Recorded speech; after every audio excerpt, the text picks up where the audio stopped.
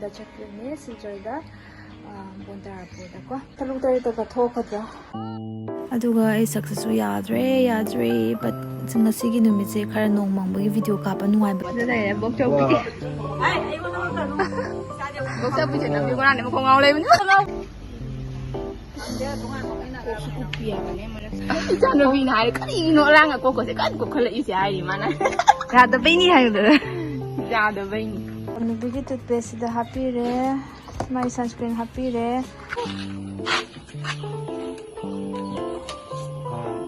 ꯑꯩꯒꯤ ꯐꯦꯁꯁꯦ ꯏꯒꯅꯣꯔ ꯇꯧꯕꯤꯀꯣ ꯃꯌꯥꯝ ꯑꯩꯁꯦ ꯁꯨꯃꯥꯏꯅ ꯑꯃꯐꯥꯎ ꯍꯦꯛꯆꯗ꯭ꯔꯦꯕ ꯍꯦꯛꯑꯒ ꯚꯤꯗꯤꯑꯣ ꯀꯥꯞꯅꯤꯡꯃꯟꯅ ꯀꯥꯞꯄꯤꯅꯦ ꯁꯛꯀꯁꯦ ꯊꯤꯖꯔꯕꯅꯦ ꯃꯌꯥꯝ ꯏꯒꯅꯣꯔ ꯇꯧꯕꯤꯌꯨ ꯑꯩ ꯁꯛꯅꯦ ꯐꯠꯇꯦ ꯆꯠꯂꯝꯗꯥꯏꯗ ꯀꯞꯀꯅꯨ ꯐꯠꯇꯦ ꯃꯆꯥ ꯀꯞꯀꯅꯨ ꯍꯥꯏꯔꯒꯗꯤ ꯚꯤꯗꯤꯑꯣ ꯀꯣꯜ ꯇꯧꯔꯛꯇꯣꯏꯅꯦ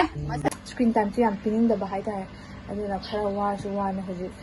ꯁꯅꯥꯅ ꯈꯣꯠꯅ ꯈꯤꯇꯪ ꯂꯩꯖꯔꯒ ꯂꯣꯏꯗ꯭ꯔꯤ ꯇꯨꯝꯅꯤꯡꯕꯅꯁꯨ ꯂꯣꯏꯔꯦ ꯗꯤ ꯈꯪꯗ꯭ꯔꯤ कपनु यारे कपनु ꯅꯣꯏꯗꯤ ꯖꯣꯀꯔꯅꯤ ꯖꯣꯀꯔ हलपुदने लिची मिजोई दुगी लिची याम खिंतंगो दुगने तपीबना पादा लिची लैसी आइना यम योबगा सिदा मैतरीगी फिराल तौरगा सुमाइनंका चलमे रेली करिनो दिखाए मासु को इनरिनी अखोइगा आई खुदसे आई खुदतगी दुम माप तौरगा दुम उच्चरबने याम चावे हाइनौसे Hi guys, welcome back to my channel. Khunu mathakta kaino tawide. Yomda chakne Silchar Bantarapur da ko. Aduna aise firon se sum loishalambane ba aduga aina pugadaba skin care dai makeup tagi loi thallepa ko. Ado huju ai loishange tawbane. तो मैं weather दी याम थेना नुआइबा weather नि ngasi di aduna packing se tam haurake yam kane ba traveling torapadi ko si pocket su yam tale thaina legi bani da sidai hidak hape angangi pochai ga agi pochai na loi thalle ni bigi toothpaste da happy re my sunscreen happy re andagi magi soap happy re ko adai atai sina agi sunscreen aduga retinol aduga BB cream cosmetic ayamba pot hapchale aduga si ani sisu chandana ko sumana sum aina hapchala bane ko fajana kena tawji do sunscreen aina yam tanba migi ni da actually sisena game changer hai dai ko sise dio dumaina khogi spray ne ba ko Garnier gi nauna lunch to ko male sise ai kaino collaboration da fangmaneba sise yam di nungai spray taraga maida hachang da loina spray taraga dum sunscreen taiba yare ko yam very yam handy oba duga yangsu yangba duga kogi dum kaino kama haini mapanda yamna toina thokpa traveling toba kambu gi ko yam nasu yangba aduga easy so oba sijinabda do ai sise oina purani atai di yam thoidokna hindokna puraroi sunscreen ani maigi ama hachangge ama pure ko adune achana ma school bag se puge aiduna parete khara pu tare asamai gi sanapur ko su hapchari sida ayina siga magi pouch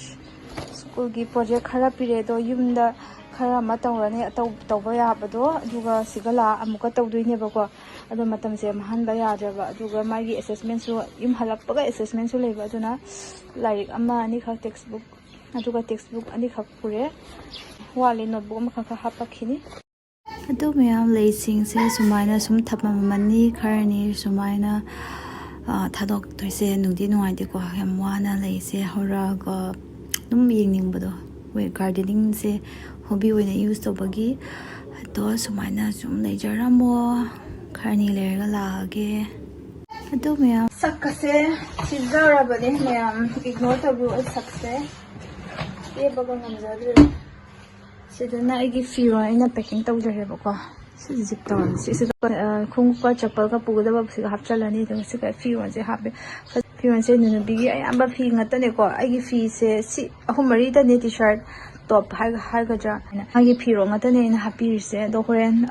फजना उनका pack पुदी तौखिने बको सिदा आइगी चप्पल का हापनी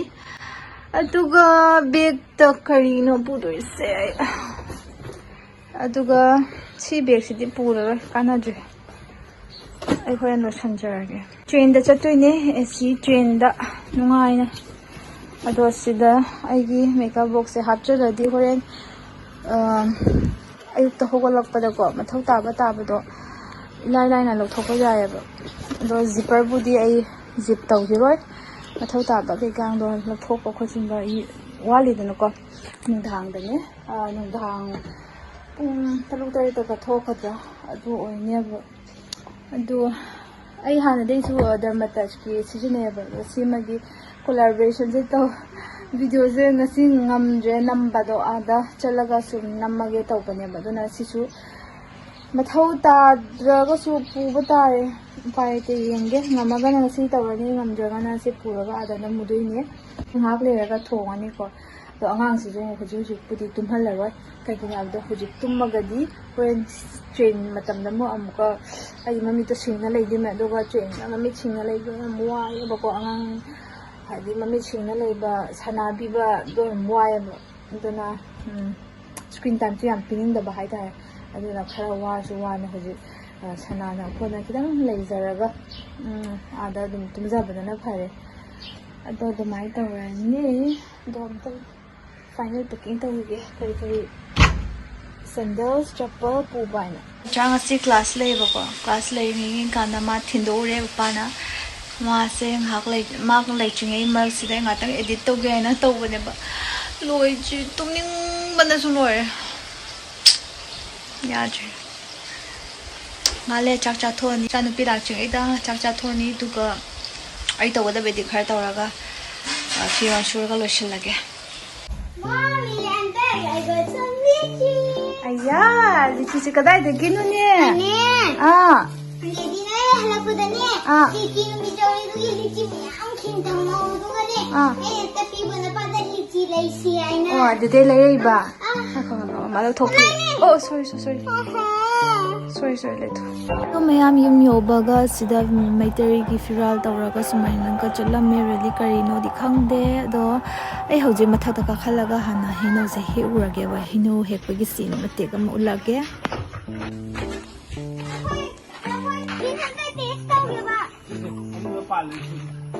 ꯑꯗꯣ ꯃꯄꯥ ꯃꯆꯥꯗꯤ ꯀꯥꯈꯠꯂꯒ ꯍꯩꯅꯧ ꯍꯦꯛꯀꯦꯅ ꯇꯧꯔꯤꯅꯦ ꯑꯗꯣ ꯑꯩꯁꯨ ꯀꯥꯈꯠꯂꯒ ꯈꯔ ꯍꯦꯛꯑꯒ ꯚꯤꯗꯤꯑꯣꯒꯁꯦ ꯅꯝꯖꯒꯦ ꯇꯧꯕꯅꯦ ꯌꯦꯡꯉꯁꯤ ꯃꯌꯥꯝ ꯀꯃꯥꯏꯅ ꯍꯦꯛꯄ ꯍꯥꯏꯗꯣꯏꯅꯣ ꯅꯕꯤꯅ ꯍꯦꯛꯀꯅꯤ ꯁꯨꯃꯥꯏꯅ ꯃꯦꯡꯒꯣ ꯍꯦꯛꯅꯕꯒꯁꯦ ꯃꯄꯥꯅ ꯁꯦꯝꯕꯅꯦꯕꯀꯣ ꯂꯥꯏꯅ ꯍꯦꯛꯅꯕ ꯍꯥꯏꯅ ꯕꯣꯇꯜꯁꯦ ꯀꯥꯊꯜꯂꯒ ꯃꯌꯥꯏꯗ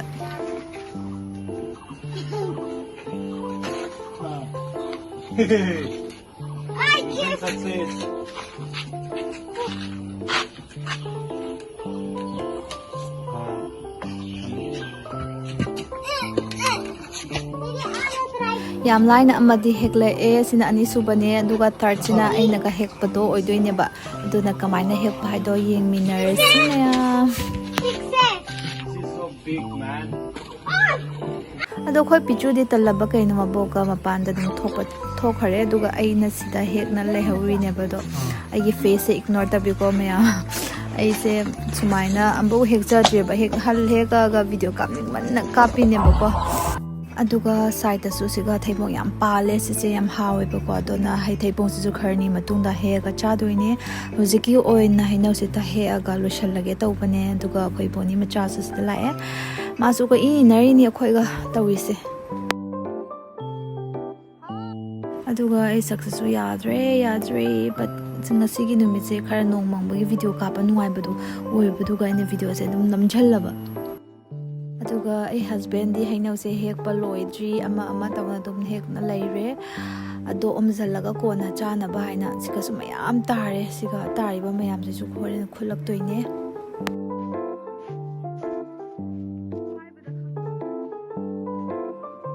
ꯑꯗꯨꯒ ꯃꯌꯥꯝ ꯁꯤꯗ ꯈꯨꯠꯂꯛꯄ ꯃꯌꯥꯝꯗꯣ ꯁꯤꯗ ꯂꯩꯖꯔꯦ ꯁꯤꯒ ꯆꯥꯎꯔꯤꯕ ꯍꯩꯅꯧꯁꯦ ꯑꯩ ꯈꯨꯠꯇꯒꯤ ꯑꯗꯨꯝ ꯃꯥꯞ ꯇꯧꯔꯒ ꯑꯗꯨꯝ ꯎꯠꯆꯔꯕꯅꯦ ꯌꯥꯝ ꯆꯥꯎꯋꯦ ꯍꯩꯅꯧꯁꯦ ꯑꯗꯣ ꯑꯣꯝꯖꯟꯗꯣꯏꯅꯦ ꯁꯤꯁꯦ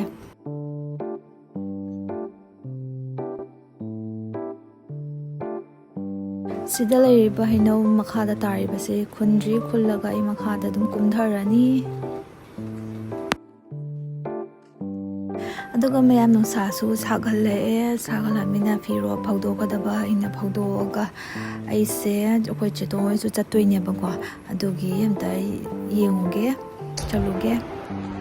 ꯑꯗꯣ ꯃꯣꯏ ꯆꯦꯇꯣꯟ ꯍꯣꯏ ꯆꯠꯂꯅꯤ ꯍꯥꯏꯕꯗꯨꯗ ꯑꯩ ꯄꯤꯆꯨꯁꯦ ꯀꯞꯇꯅ ꯈꯣꯠꯇꯅ ꯌꯥꯝ ꯃꯣꯃꯦꯟꯗꯣ ꯇꯧ ꯑꯣꯏꯈ꯭ꯔꯦꯕꯀꯣ ꯊꯦꯝꯖꯤꯟꯕꯗ ꯑꯋꯥꯕꯤꯅꯤ ꯍꯧꯖꯤꯛ ꯀꯟꯅ ꯊꯦꯝꯅꯤꯡꯉꯤ ꯆꯠꯂꯝꯗꯥꯏꯒꯤ ꯑꯃꯗꯤ ꯈꯪꯗ꯭ꯔꯤ ꯀꯞꯄꯅꯨ ꯌꯥꯔꯦ ꯀꯞꯄꯅꯨ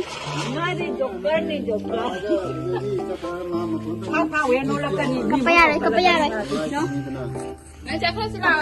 ꯍꯪ ꯆꯦꯇꯣꯡꯒ ꯆꯠꯈ꯭ꯔꯣ ꯑꯗꯨꯒ ꯍꯌꯦꯡ ꯃꯃꯥ ꯍꯣꯏ ꯂꯥꯛꯄꯗ ꯆꯠꯈ꯭ꯔꯣ ꯑꯗꯨꯒ ꯌꯥꯕ꯭ꯔꯥ ꯑꯩꯈꯣꯏꯒ ꯂꯥꯛꯑ ꯆꯠꯂꯁꯤ ꯕꯦꯒ ꯂꯩꯗꯨꯗꯤ ꯅꯪ ꯁ꯭ꯀꯨꯜꯒꯤ ꯑꯅꯧꯕ ꯕꯦꯒ ꯑꯣꯏꯅ ꯍꯥꯞꯄꯣ ꯆꯣꯆꯣ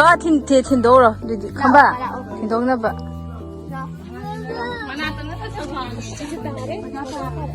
ꯍꯥꯏꯗꯤ ꯅꯃꯧꯒꯤ ꯄꯦꯟꯅ ꯇꯧꯏꯍꯦ ꯀꯥꯔꯟ ꯇꯧꯏꯍꯦ ꯃꯁꯛꯁꯦ ꯄꯦꯟ ꯀꯥꯔꯟ ꯇꯧꯅꯨ ꯅꯨꯡꯁꯤꯅ ꯅꯝꯃꯤ ꯀꯩꯗꯣ ꯅꯝꯃꯨ ꯍꯥꯏ ꯃꯇꯝꯗꯅ ꯅꯝꯗꯕ ꯅꯠꯇ꯭ꯔꯥ ꯍꯣꯏꯅꯦ ꯐꯔꯛꯇꯣ ꯈꯔ ꯇꯥꯕ ꯍꯣꯏ ꯕꯣꯛꯆꯧꯕꯤꯁꯨ ꯁꯤꯗ ꯂꯩꯔꯦ ꯕꯣꯛꯆꯧꯕꯤ ꯕꯣꯛꯆꯧꯕꯤꯁꯦ ꯅꯝꯕꯤ ꯀꯣꯅꯥꯅꯦ ꯃꯈꯣꯡ ꯉꯥꯎ ꯂꯩꯕꯅꯤ ꯉꯥꯎꯕꯗꯣ ꯍꯥꯏꯗꯤ ꯃꯈꯣꯡ ꯉꯥꯎꯕꯗꯣ ꯐꯅꯕꯅꯦ ꯃꯥꯁꯨꯅꯦ ꯁꯦ ꯃꯦꯃꯣꯔꯤ ꯑꯣꯏꯍꯧꯅꯕ ꯃꯤꯗꯤ ꯀꯅꯥꯝ ꯌꯦꯡꯉꯛꯑꯅꯨ ꯑꯩꯈꯣꯏ ꯏꯅꯥꯎꯕ ꯆꯤꯆꯦꯗꯤ ꯀꯥꯏ ꯆꯤꯆꯦ ꯀꯥꯏ ꯕꯪ ꯕꯪ ꯕꯪ ꯁꯥꯏ ꯆꯥꯛꯅꯩꯌꯦ ꯑꯗꯨꯅꯅꯦ ꯍꯥꯏꯗꯤ ꯅꯨꯡꯁꯥꯁꯨ ꯐꯖꯅ ꯁꯥꯗꯕ ꯁꯨꯃꯥꯏꯅ ꯇꯧꯕꯁꯦ ꯅꯨꯡꯁꯤꯠꯁꯨ ꯂꯥꯛꯇꯕꯅꯦ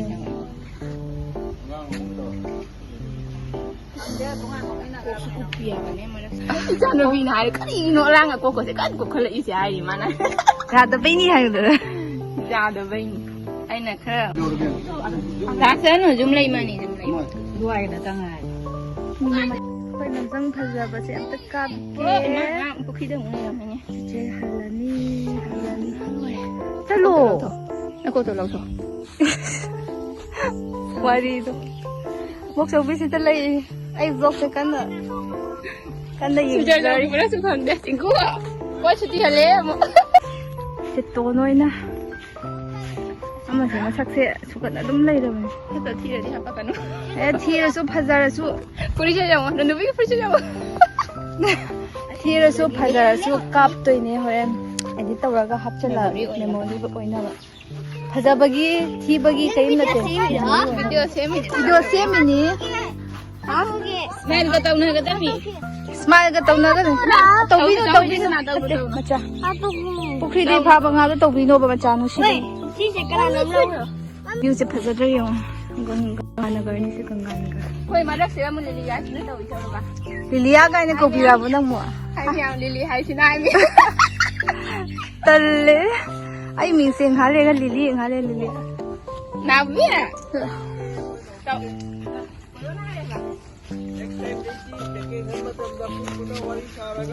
ꯃꯗꯨ ꯁꯨꯒꯔ ꯌꯥꯔꯦ